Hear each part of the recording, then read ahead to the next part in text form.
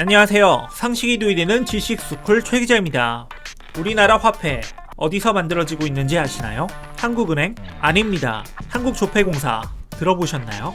경산에 위치한 한국조폐공사 화폐본부는 국내에서 지폐와 주화를 생산하는 유일한 곳인데요. 세계 여러 나라의 주화가 대한민국 경산에서 만들어졌다는 사실을 모르는 사람이 많습니다. 한국조폐공사는 코로나19 팬데믹에도 불구하고 2020년 12월 16일 기준으로 8,100만 달러, 약 885억 원의 수출 실적을 올려 지난해 대비 62% 수출 성장을 기록했다고 합니다. 한국조폐공사가 이런 성과를 내기까지 어떤 과정을 거쳐왔을지 지금부터 저 최 기자와 함께 살펴보실까요? 영상 시작 전 좋아요와 구독 부탁드립니다. 한국조폐공사에서는 1973년 대만 주화를 시작으로 지금까지 인도, 싱가폴, 부탄, 아르헨티나, 인도네시아, 필리핀, 태국, 이스라엘, 호주 등의 나라에 주화를 생산 공급했습니다. 한국조폐공사 화폐본부는 우리나라의 주화를 제조하는 곳과 동일한 시설에서 외국의 주화들을 생산하고 있는데요. 한국조폐공사에 따르면 세계에서 자국 화폐를 독자적으로 만드는 나라는 우리나라를 포함해 20여 개국에 불과하다고 합니다. 게다가 한국조폐공사와 같은 국가기관에서 지폐뿐 아니라 주화를 자체 제작하는 나라는 한국, 중국, 스페인 3개국밖에 없다는 거 모르셨죠? 한국조폐공사가 파악한 자료에 의하면 세계에서 주화를 타국으로 수출하는 나라 또한 한국, 오스트리아, 캐나다, 독일국 14개국 정도에 그칩니다. 외국에 주화를 수출하려면 국제 입찰에서 낙찰을 받아야 하는데요. 1970년대에는 우리나라가 가격 측면에서 경쟁력이 강했기 때문에 수출을 시작할 수 있었습니다. 이후 높은 수준의 금융기술과 뛰어난 제조 설비 보유에 따른 품질의 우수성을 인정받아 점차 더 많은 나라의 주화를 생산할 수 있었죠. 화폐 제조는 신용카드와 모바일 결제 확대로 인해 국내 수주량이 감소해 해외 시장으로 수출을 추진하고 있었는데요. 중국의 경우도 마찬가지로 화폐 제조량이 급감했지만 국가적 사업인 1대1로 프로젝트에 힘입어 네팔, 태국, 방글라데시, 스리랑카, 말레이시아, 인도, 브라질, 폴란드 등의 화폐를 위탁 주문 생산해왔습니다. 자국 화폐를 독자적으로 생산하는 나라가 몇 안 되는 만큼 수출로 이어지는 수준의 화폐 제조 기술을 보유한 나라끼리는 경쟁력이 나름 치열하겠죠. 2017년 한국조폐공사는 태국 주화 국제 입찰에서 쟁쟁한 해외 업체를 따돌리고 수주에 성공했습니다. 태국은 2016년 10월 후미폰 아두나데 국왕 서거 이후 신임 마하 와찔랑롱콘 국왕이 즉위하면서 현지 유통주화를 대대적으로 교체하게 되어 대규모 주화 교체 수요가 발생해 2017년 7월 공개 입찰로 국제 입찰을 진행했습니다. 한국조폐공사는 태국 정부에서 실시한 5바트와 10바트 태국 주화 2종의 국제 입찰에서 한국조폐공사 수출 역사상 단일 계약 기준으로 사상 최대 규모인 3억 7천만 장 320원어치를 수주하며 국제시장에서 그 기술력을 인정받았습니다. 조폐공사는 지난 2014년에도 태국에 5바트 동전을 수출한 바 있지만 2017년 수주량에 비해서는 작은 규모였습니다.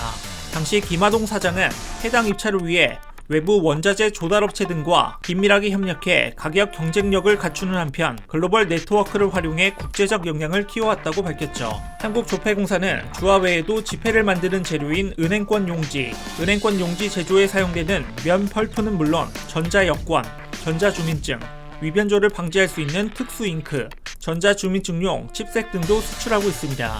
뿐만 아니라 위변조 방지용 포장지와 정품 인증 레이블 등을 공급해 해외 시장에서 짝퉁 제품으로 골머리를 앓는 국내 기업들의 수출도 돕고 있죠. 그렇게 기술 발전과 함께 수출 요건을 충족시켜온 한국조폐공사는 2019년 개최된 제56회 무역의 날 기념식에서 7천만 불 수출의 탑을 수상합니다. 이는 2014년 5천만 불 수출의 탑 수상에 이어 5년 만에 쾌거였는데요. 무역의 날은 산업통상자원부가 주최하고 한국무역협회에서 주관하는 행사로 수출 확대 및 질적 고도화, 해외시장 개척 등에 공헌한 업체와 개인을 대상으로 수출의 탑과 포상을 수여하고 있습니다. 국내 유일의 제조 공기업인 조폐공사는 화폐 제조량 감소 등 악화되고 있는 경영 환경에 대응해 적극적으로 해외시장 개척을 추진해왔죠. 특히 사상 최초로 태국에 금화 기념 주화를 수출하는 등 과거 특정 국가에 한정됐던 수출 시장을 다변화하고 주화, 지폐, 은행권 용지, 불리온 메달, 전자여권 및 주민증, 지폐 제조에 쓰이는 특수 완료 등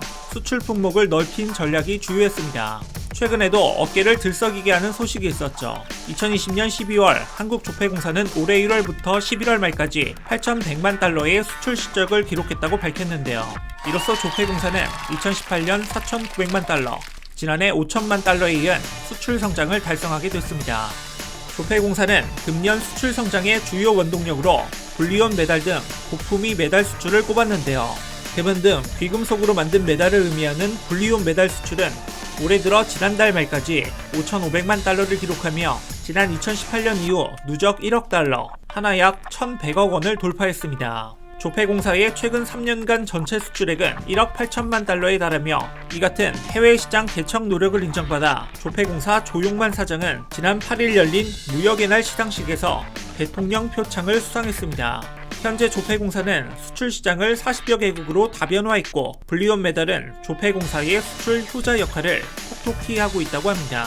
조폐공사는 대한민국을 상징하는 호랑이와 전쟁의 신으로 불리는 치유천왕, 치유천왕을 수호하는 12사령관을 12지 동물로 표현한 지신 시리즈 등 독창적 스토리와 디자인을 담은 고품격 메달을 미국, 독일, 중국, 러시아, 인도 등 11개국에 수출하고 있습니다.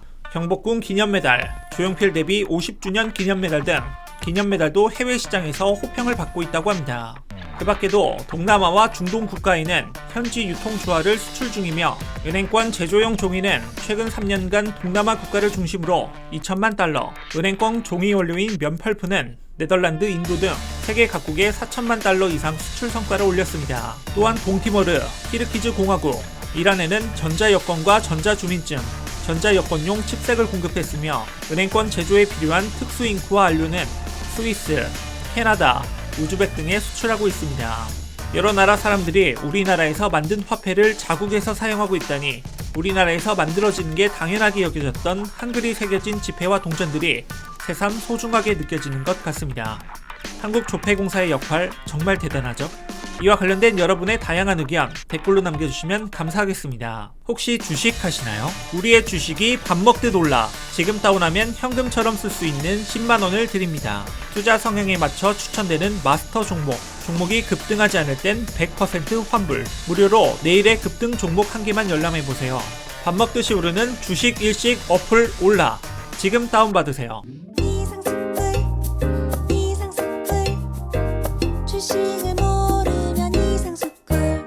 주식 모르니? 이상스쿨